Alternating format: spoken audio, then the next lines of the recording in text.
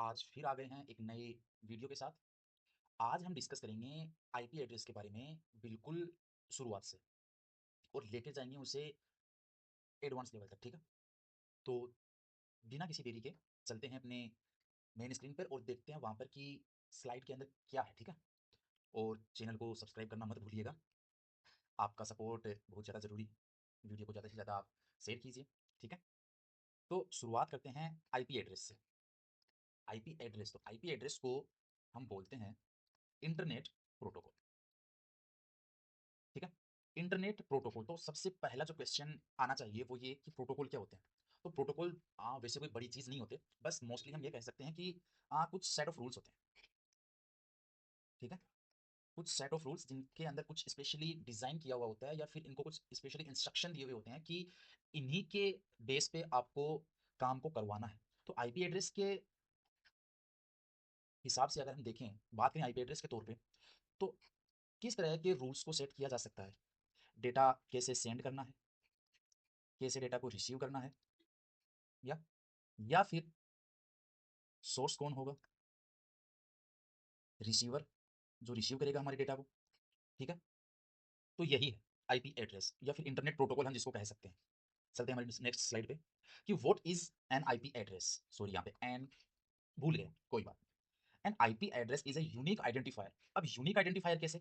Unique identifier इसलिए कि एक बार जो आईपी एड्रेस असाइन हो गया किसी भी यूजर को, वो डुप्लीकेट कभी किसी दूसरे को असाइन नहीं हो सकता। बिल्कुल वैसे ही जैसे कि हमारे मोबाइल नंबर, ठीक है? अब जैसे हमारे मोबाइल नंबर है, एक मोबाइल नंबर जिसके पास भी होगा, दूसरा मोबाइल नंबर किसी और को नहीं मिल सकता, चाहे वो आधार कार्ड के मामले में हो, चाहे वो मोबाइल नंबर के मामले में हो, किसी भी मामले में हो, ठीक है? तो एक यूनिक आइडेंटिफायर हो गया जो असाइन हुआ है ईच डिवाइस, हर एक डिवाइस को, टू ए नेटवर्क, एक नेटवर्क के अंदर, दैट यूजेस, जिसका हम यूज करते हैं internet protocol for communication, communication के लिए। जैसे हम मोबाइल नंबर का यूज करते हैं कम्युनिकेशन के लिए, ठीक है? कम्युनिकेशन जहाँ दो या दो से ज्यादा, टू पर्सन या इनसे ज्यादा आपस में कम्युनिकेशन कर सकते हैं, वहीं एक नेटवर्क के अंदर टू और मोर डिवाइसेस,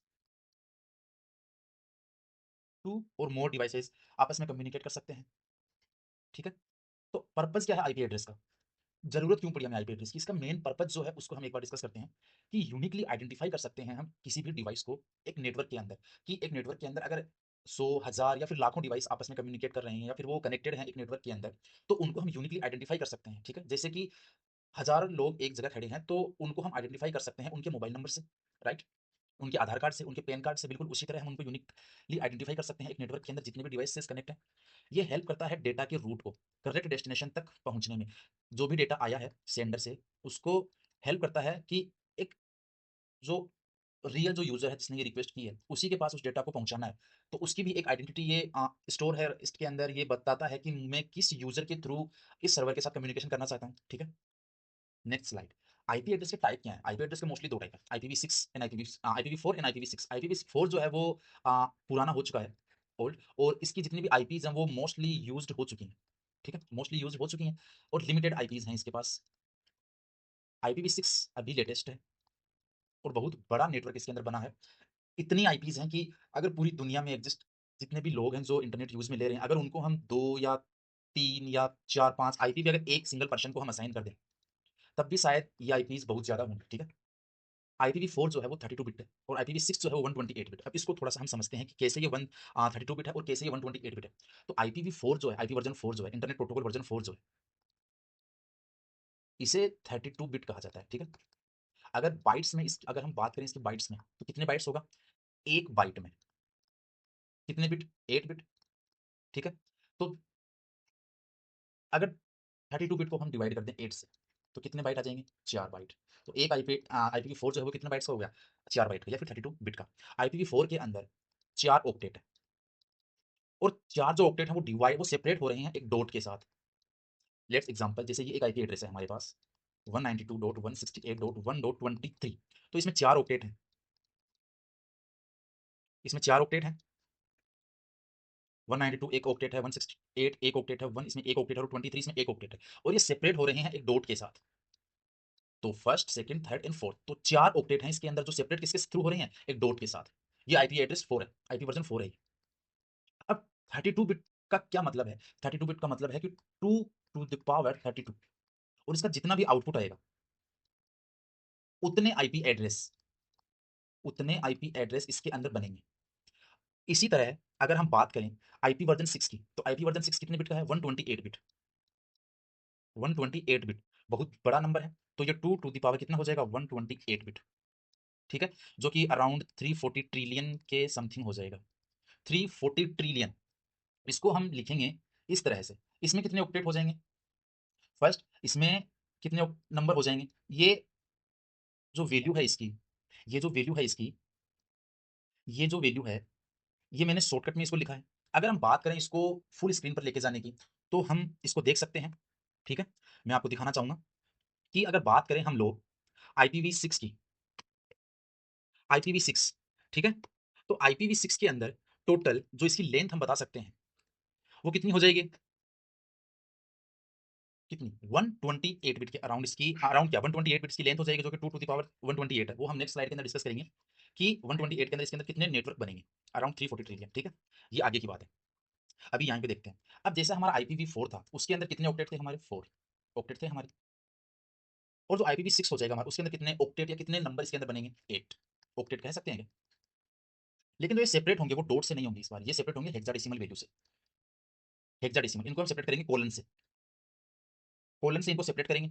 और ये किस में लिखे जाएंगे? ये लिखे जाएंगे हेक्साडेसिमल।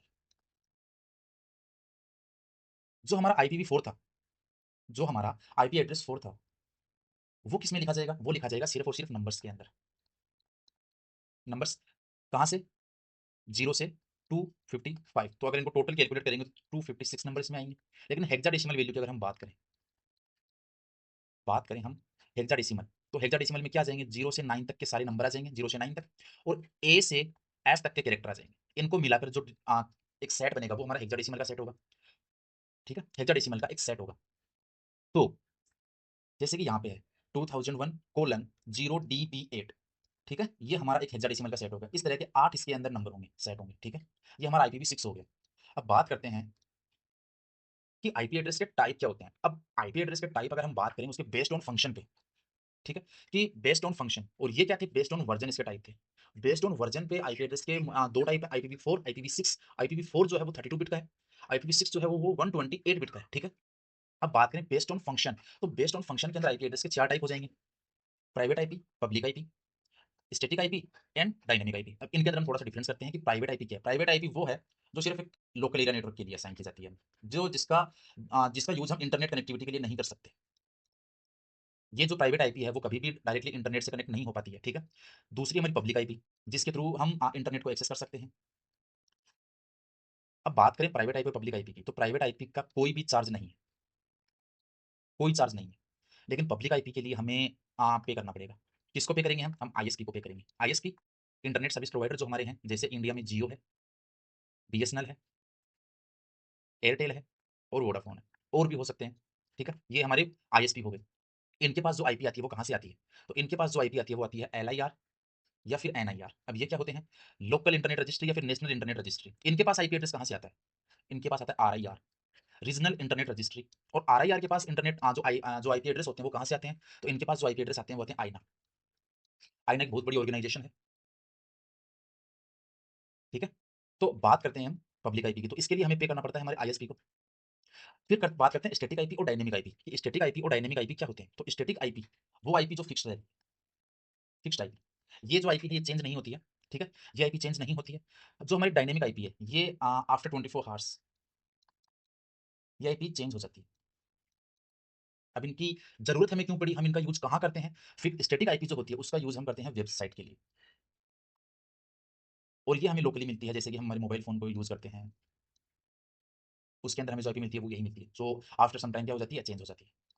लेकिन एक वेबसाइट को मिली हुई आईपी वो कभी चेंज नहीं होती, वो फिक्स रहती है उसके डोमेन के साथ, डोमेन नेम सिस्टम, जिसको हम DNS बोलते हैं, ठीक है? हम बात करते हैं आईपी वर्जन 4 के अंदर क्लासेस की।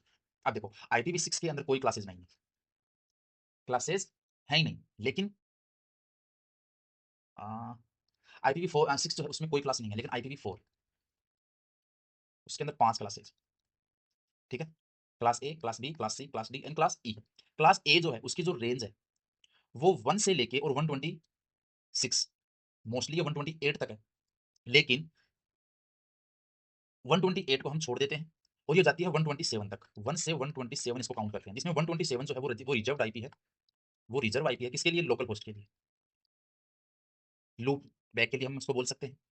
1 से 126 अप्रोक्सीमेट इसमें कितने नेटवर्क बनेंगे, कितने होस्ट इसमें कनेक्ट हो सकते हैं? अप्रोक्सीमेटली 16.7 मिलियन, 16.7 मिलियन के अराउंड अप्रोक्सीमेट इसके अंदर हम होस्ट कनेक्ट कर सकते हैं और इसमें बहुत सारे होस्ट ऐड हो सकते हैं एक नेटवर्क के। इसके जैसे कोई बहुत बड़ी कंपनी है उसके अंदर बहुत सारे एम्प्लॉइज काम कर रहे हैं, तो वहां पर हम क्लास ए का यूज करेंगे, जहां लाखों की तादाद में एम्प्लॉइज काम करते हैं। बात करें क्लास बी की, इसकी जो रेंज हो जाएगी वो हो जाएगी 128 से 191 तक। ठीक है, इसमें कितने होस्ट हम कनेक्ट कर सकते हैं? 65 होस्ट। ये भी एमएनसीज के लिए काम में आते हैं, मल्टीनेशनल कंपनीज के लिए। क्लास सी की हम बात करें, जो हमारी लोकल होस्ट की जितनी भी आईपी, जो हमारी लोकल एरिया नेटवर्क में हम जितनी आईपी मिलती है हमें, एक छोटे सर्कल के लिए, हमारे घर के लिए, एक छोटे ऑफिस के लिए, एक स्कूल के लिए, एक बिल्डिंग के अंदर, तो वहां पर आराम से हम उसके अंदर 254 होस्ट को ऐड कनेक्ट कर सकते हैं। ठीक है, 192 से 223 ये इसकी रेंज होती है। इसमें हम बहुत ही कम नेट होस्ट ऐड कर सकते हैं एक नेटवर्क के अंदर। ठीक है, बात करें क्लास डी की, इसके अंदर हम कोई भी होस्ट कनेक्ट नहीं कर सकते। क्यों? क्योंकि ये मल्टीकास्टिंग के लिए काम में आती है। ठीक है, और ये इसकी जो रेंज है वो है 224 से 239 तक। बात करें क्लास ई की, इसके अंदर भी हम कोई होस्ट कनेक्ट नहीं कर सकते। क्यों नहीं कर सकते? क्योंकि ये एक्सपेरिमेंटल के लिए है, research and scientific, research sector के लिए है। इसकी जो रेंज है वो 240 से 254 तक है। इसमें होस्ट जो है इन दोनों में वो नॉट अवेलेबल है। ठीक है, फिर इनके कुछ फीचर्स हैं जिनको हम डिस्कस करते हैं कि IPv4 का जो एड्रेस साइज है वो कितना है? 32 बिट, जो हमने डिस्कस कर लिया। और IPv6 का जो एड्रेस एड्रेस साइज होगा वो 128 बिट्स हो जाएगा। इनका जो एड्रेस फॉर्मेट होगा, IPv4 के अंदर 4 ऑक्टेट हो जाएंगे और IPv6 के अंदर कितने ऑक्टेट हो जाएंगे? 8 ऑक्टेट हो जाएंगे। IPv4 को हम सेपरेट करेंगे डॉट के थ्रू, जो हमारे एग्जांपल के लिए अगर हम देखें 192.168.1.1, ये एग्जांपल के लिए हो गया। बात करें IPv6 की, तो इसको हम सेपरेट करेंगे कोलन के थ्रू, जो हमने देखा था। ठीक है, इस तरह से इसमें 8 ऑक्टेट होंगे, जो किसके थ्रू सेपरेट होंगे? कोलन के थ्रू। कोलन के थ्रू इनको हम सेपरेट करेंगे। नंबर ऑफ एड्रेस कितने होंगे? तो IPv4 के अंदर मैंने कहा था कि 2 टू द पावर 32 और IPv6 के अंदर 2 टू द पावर 128, तो इसके अंदर हो जाएंगे अराउंड अबाउट 4.3 बिलियन। ठीक है, और IPv6 के अंदर 340 ट्रिलियन। ठीक है, एड्रेस कॉन्फ़िगरेशन की अगर हम बात करें तो IPv4 के अंदर मैन्युअली भी हम कर सकते हैं और DHCP सर्वर के थ्रू भी कर सकते हैं। DHCP के लिए हम एक पर्टिकुलर एक अलग से एक सेपरेट वीडियो बनाएंगे। इसकी जो फुल फॉर्म होगी वो होगी डायनामिक होस्ट कॉन्फ़िगरेशन प्रोटोकॉल। इसके अंदर एक डोरा फंक्शनैलिटी काम करती है, discovery, offer, request and assign. ठीक है, इसके अंदर ऑटोमेटिक सिलेक्ट प्लस DHCP का वर्जन 6 काम करता है। ऑटोमेटिक सिलेक्ट क्या है? Stateless address auto configuration. इसके अंदर हमें किसी DHCP के पास रिक्वेस्ट करने की जरूरत नहीं है, इसके अंदर डिवाइस खुद से आईपी एड्रेस को असाइन कर सकते हैं। ये ऑटोमेटिक सिलेक्ट है। IPv4 के अंदर कितनी क्लासेस हैं? 5 classes, A B C D E. 5 classes है, जिनका 3 का हम यूज करते हैं और 2 का हम यूज नहीं करते, क्योंकि उनके अंदर हम कोई भी होस्ट को ऐड नहीं कर सकते। IPv6 के अंदर कोई क्लासेस नहीं है क्योंकि जरूरत ही नहीं है, ये बहुत बड़ा नेटवर्क है। ठीक है, फिर बात करते हैं नेट की। Network address translation. पहले बता दूं कि नेट होता क्या है। नेट होता है कि प्राइवेट आईपी को कन्वर्ट करता है किसमें? पब्लिक आईपी में। IPv4 के अंदर इसकी बिल्कुल जरूरत है। क्यों जरूरत है? क्योंकि IPv4 के अंदर जो एड्रेस है 4.3 बिलियन के अराउंड, उनकी शॉर्टेज आ गई है। ठीक है, और नेट जो है वो इसमें हमारी पूरी हेल्प करता है। अब नेट के 3 टाइप होते हैं, कौन कौन से? Static net, dynamic net and PAT, port address translation. ठीक है, इनको हम एक सेपरेट वीडियो में पढ़ेंगे पूरा एकदम, शुरू से लेकर एडवांस लेवल तक। सिक्योरिटी IPv4 के अंदर ऑप्शनल है, आईपी सिक्योरिटी। IPv6 के अंदर ये बिल्ट इन मिलती है। ठीक है, ब्रॉडकास्ट सपोर्ट की अगर बात करें तो IPv4 के अंदर हमें ये मिलता है, जबकि IPv6 के अंदर ये नहीं मिलता। क्यों ब्रॉडकास्ट नहीं मिलता? IPv6 के अंदर में मिलता है मल्टीकास्ट एंड एनीकास्ट। अब ब्रॉडकास्ट, ब्रॉडकास्ट हो गया, एक ने मैसेज सेंड किया और वो सबके पास ट्रांसफर हो गया, ये हमारा ब्रॉडकास्ट हो गया। बात करें मल्टीकास्ट की, कि हमारे पास 3 ग्रुप हैं और यहाँ से एक मेंबर है, कोई भी मान लो कंपनी का CEO, उसने एक मैसेज ट्रांसफर किया। अब जिस ग्रुप है 3 हमारे पास ABC, वो जिस ग्रुप के पास इस मैसेज को ट्रांसफर करना चाहेगा वो मैसेज उसी के पास जाएगा। उसने बी को ट्रांसफर किया, वो बी के पास जाएगा। वो ए या सी के पास नहीं जाएगा, वो सिर्फ किसके पास जाएगा? बी के पास। ये हमारा होगा मल्टीकास्ट।